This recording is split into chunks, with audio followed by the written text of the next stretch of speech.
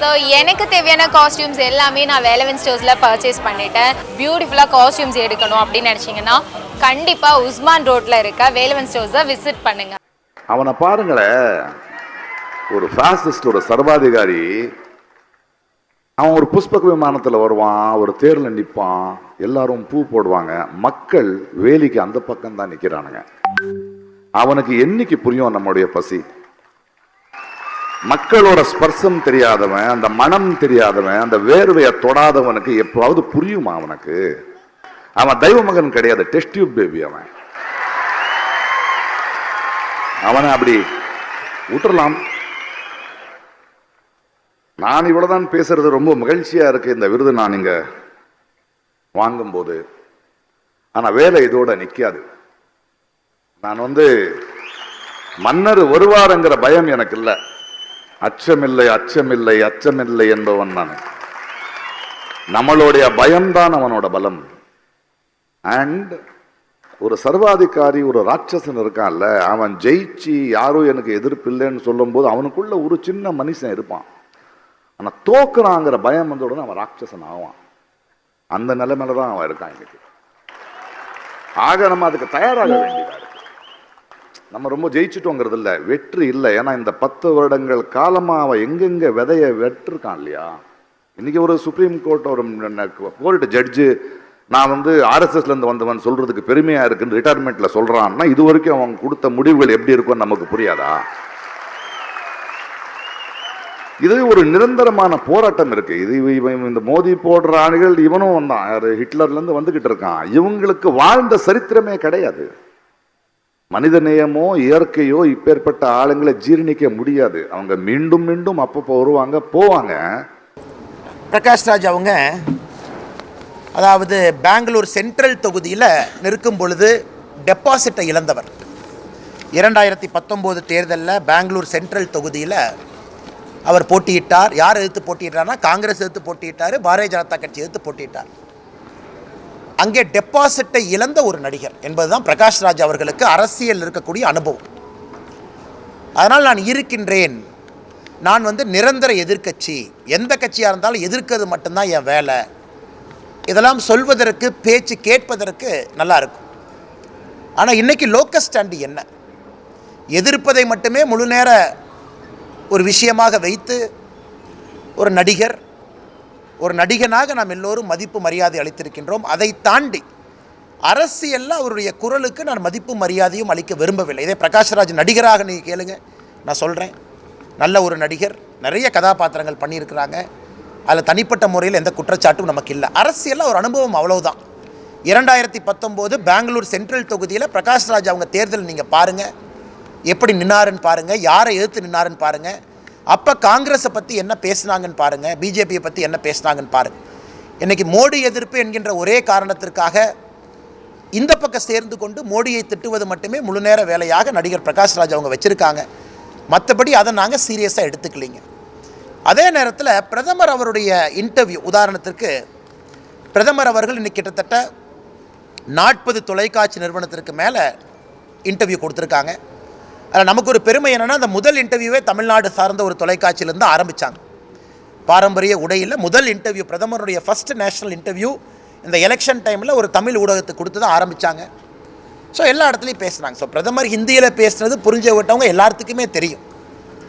பிரதமர் அவர்கள் என்ன பேசுனாங்க, அர்த்தம் என்னன்னு அது உங்களுக்கும் தெரியும். குறிப்பாக பிரதமர் அவர்கள் என்ன சொன்னாங்கன்னா, இங்கே ஒரு வேலையை செய்வதற்காக அனுப்பப்பட்டவன் நான், என்னுடைய வேலை கர்மா என்ன என்பது எனக்கு தெரியும் அப்படின்னு பிரதமர் சொன்னதை உடனே இவங்க அப்படியே மாற்றி, அது ஹிந்தியில் பிரதமர் பேசினதை மாற்றி அதை ஸ்டேஜில் ஒரு 4 பேர் பேசுகிறாங்க. அதை வைத்து நாம் என்ன பதில் சொல்கிறது? அதை பிரதமர் அங்கே மட்டும் இல்லை, மேடையிலேயும் சொல்கிறாங்க, பொதுக்கூட்டத்திலேயும் பேசுகிறாங்க. அவருடைய கடமை என்ன? ஆண்டவன் எனக்கு என்ன வேலை கொடுத்துருக்கா, அந்த வேலையை செய்கிறேங்கிறாங்க. அதனால் இதை திரிச்சு பேசுகிறவங்ககிட்ட நம்ம என்ன பதில் சொல்கிறது மேடம்?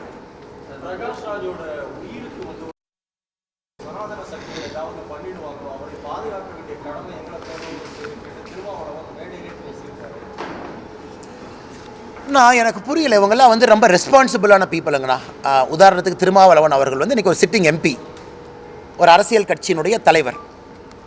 பேசும் பொழுது அந்த வார்த்தையிலே ஒரு பொறுப்பாக பேச வேண்டிய ஒரு நபர், ஒரு சாதாரண தொண்டனோ என்ன வேணாலும் பேசிட்டு போகிறேன் அப்படிங்கிற மாதிரி ஒரு இல்லைனா.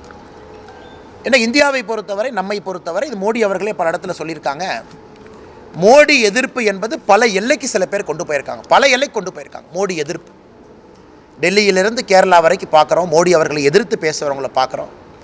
அது ஜனநாயகத்தில் எங்களை பொறுத்தவரை உங்களுக்கு முழு உரிமை இருப்பதாகத்தான் பாரதிய ஜனதா கட்சியாக இருக்கட்டும், நம்முடைய பாரத பிரதமர் நரேந்திர மோடி அவர்களாக இருக்கட்டும், அப்படித்தான் பார்க்குறோம். முழு உரிமை, என்ன வேணாலும் பேசலாம். இதை பல பத்திரிகை இன்டர்வியூவில் மோடி அவர்கள் தெளிவுபடுத்தியிருக்காங்க இந்த கடந்த ஒரு மாத காலத்தில். அதனால் அண்ணன் திருமாவளவன் அவர்களுக்கு என்னுடைய வேண்டுகோள், பேசும் பொழுது ஒரு பொறுப்போடு ஒரு பாராளுமன்ற உறுப்பினராக அவர் பேசணும். இன்னைக்கு இந்த சனாதனம் அதை மாற்றி மாற்றி பேசுகிறாங்க, சனாதன ஆதிக்கம் மாற்றி மாற்றி பேசுகிறாங்க, சனாதனம் என்பதையே திருச்சி பேசுகிறாங்க. அதனால் இந்தியாவிலே நாங்கள் ஆட்சியில் இருக்கும் வரை, மோடி அவர்கள் பிரதமராக இருக்கும் வரை, மாற்று குரல் இருக்கக்கூடிய எந்த நண்பராக இருந்தாலும் எந்த அச்சுறுத்தலும் அவர்களுக்கு இல்லை. நாங்கள் ஸ்டாலின் அவங்கள மாதிரி காலையில் 2 மணிக்கு வந்து அரெஸ்ட் பண்ண போகிறதில்ல, 3 மணிக்கு வந்து தூக்கி ஜெயிலில் வைக்கிறதில்ல, ஒரு ஊடக நண்பர் மாதிரி குண்டாஸ் நாங்கள் போட போகிறது கிடையாது. அதனால் எங்கள் ஆட்சியில் யார் மேலேயும் நாங்கள் போட மாட்டோம். அதனால் 2 மணிக்கு 3 மணிக்கு வீடு புகுந்து கருத்துரிமையை நசுக்கி ஆட்சி செய்யக்கூடிய முதலமைச்சர் மாண்புமிகு திரு மு.க. ஸ்டாலின் அவர்கள் கூட்டணியில் இருக்கக்கூடிய திருமாவளவன் அவர்கள் கருத்துரிமையை பற்றி பேசுவது தான் வேடிக்கையாக இருக்குது.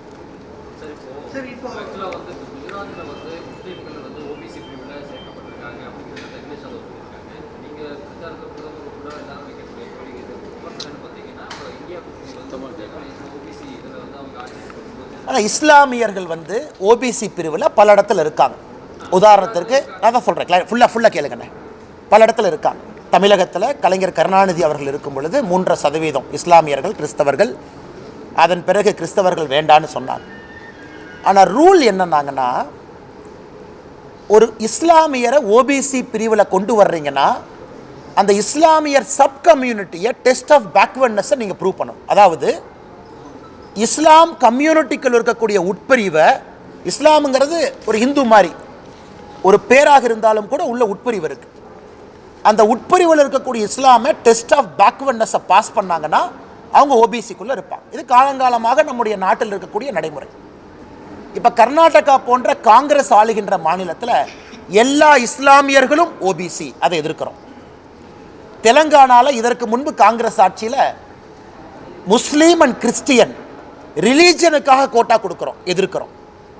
ஏன்னா ஓபிசி என்பது எல்லா ஹிந்து ரிசர்வேஷன் கான்ஸ்டியூஷன் இடம் கிடையாதுங்க, எல்லா முஸ்லீம் ரிசர்வேஷன் கிடையாது, எல்லா கிறிஸ்டியன் ரிசர்வேஷன் கிடையாது. ஆனால் முஸ்லீம் கம்யூனிட்டியில் இருக்கக்கூடிய சில முஸ்லீமுக்கு ஓபிசியில் டெஸ்ட் ஆஃப் பேக்வர்ட்னஸ் பாஸ் பண்ணால் அவங்களுக்கு ரிசர்வேஷன் இருக்குது. அது சுப்ரீம் கோர்ட்லேயே சேலஞ்ச் பண்ணி தெலங்கானாவில் வெறும் முஸ்லீமாக ரிசர்வேஷன் கொடுத்ததை ஸ்ட்ரைக் டவுன் பண்ணி முஸ்லீம் கம்யூனிட்டிக்குள்ளே உட்பிரிவு எடுத்து அதில் எந்த பர்டிகுலர் உட்பிரிவு பேக்வேர்டாக இருக்கிறாங்கன்னு ப்ரூவ் பண்ணால் அலோவ் பண்ணுறேன்னு சொல்லி அலோவ் பண்ணியிருக்காங்க. அதனால் நண்பர்களுக்கு நான் சொல்லக்கூடிய கருத்து என்னன்னாங்க, நாங்கள் எதிர்ப்பது religion based reservation. Religion based reservation குஜராத்லேயும் எல்லா முஸ்லீம் ஓபிசி கிடையாது, குஜராத்லேயும் எல்லா கிறிஸ்டியன் ஓபிசி கிடையாது. அதே போல் தமிழகத்தில், அதே போல் இன்றைக்கி இருக்கக்கூடிய தெலங்கானாவில் எல்லா முஸ்லீமும் ஓபிசி கிடையாது. கர்நாடகா ஸ்ட்ரக் டவுன் ஆனோடனே கர்நாடகா என்ன பண்ணுறாங்கன்னா எல்லா முஸ்லீமும் ஓபிசிங்கிறாங்க, அது இன்னைக்கு ஸ்ட்ரக் டவுன் ஆயிருக்கு. ஆனால் நாங்கள் திரும்ப திரும்ப உங்களிடம் நண்பர்கள்ட்ட சொல்வது, ரிலீஜியன் பேஸ்டு ரிசர்வேஷன். நான் முஸ்லீம் என்கின்ற அடையாளத்திற்காக எனக்கு ஓபிசி கொடுங்க, அது தவறு. முஸ்லீமுக்குள்ள இருக்கக்கூடிய உட்பிரிவில் பேக்வேர்டாக இருக்கக்கூடிய சில கிளாஸுக்கு ஓபிசி கொடுங்க, அது அலோடு. இதைத்தான் அனைத்து இடத்திலும் சொல்லுகின்றோமோ தவிர, கர்நாடகாவில் அசம்பிளி எலெக்ஷன் சமயத்தில் பிஜேபி என்ன சொல்லுச்சுன்னா, முஸ்லீம்னு கொடுத்துருக்க ரிசர்வேஷன் நாங்கள் எதிர்க்கிறோம், அதை எஸ்சி எஸ்டிக்கு பிரித்து கொடுக்குறோம், அதை ஓபிசி கம்யூனிட்டி லிங்காயத்தாக இருக்கட்டும் கவுடாவாக இருக்கட்டும் ஜாஸ்தி பண்ணுறோம். இதே இஸ்லாமில் ஒரு அரசு டெஸ்ட் ஆஃப் பேக்வர்ட்னஸ் பண்ணி குறிப்பிட்ட சமுதாயம் இஸ்லாம் மதத்துக்குள்ள இவங்க ஓபிசியாக கொண்டு வர வேண்டும் என்றால் இன்னைக்கு அரசியலமைப்பு சட்டத்தில் இடம் இருக்குது. இதை புரிஞ்சுக்கணும். குஜராத்திலும் அதான் நடந்திருக்கு.